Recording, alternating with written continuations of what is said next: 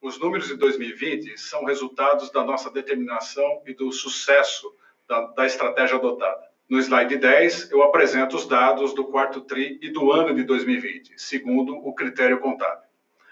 Gostaria de destacar novamente a evolução do nosso GMV bruto.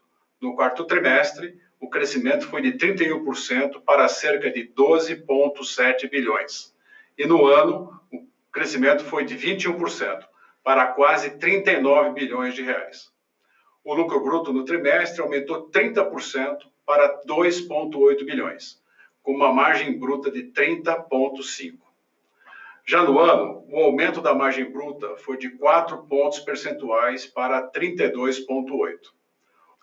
O EBITDA saiu de um número negativo no quarto TRI 19 para 545 milhões no trimestre e no ano de 2020 o EBITDA quase dobrou para um patamar próximo de 3 bilhões de reais. Esta virada na rentabilidade pode ser observada no lucro líquido, que saiu de um grande prejuízo em 2019 para um lucro robusto de 1 bilhão em 2020. No slide 11, eu apresento a conciliação dos efeitos não recorrentes para as principais linhas da demonstração de resultado, de modo que vocês consigam reconciliar o desempenho entre operacional e contábil no trimestre. No slide 12, apresento os destaques do trimestre e do ano, agora sob a ótica operacional. O desempenho do GMV eu já comentei no slide anterior. Já a margem bruta operacional ajustada para efeitos não recorrentes foi de 29,2%, inferior em 1 ponto percentual, explicado principalmente pela mudança de mix de canal, maior participação do e-commerce nas vendas totais. O EBITDA ajustado operacional foi de 709 milhões, 13% superior ano contra ano, com margem EBITDA ajustada de 7,5%, refletindo um bom controle de despesas. No quarto trimestre, registramos lucro líquido operacional 166% maior, para 209 milhões, com margem líquida de 2,2%.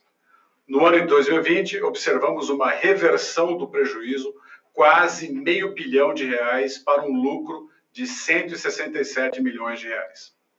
Agora eu gostaria de comentar em mais detalhes alguns pontos da nossa estratégia financeira no slide 13.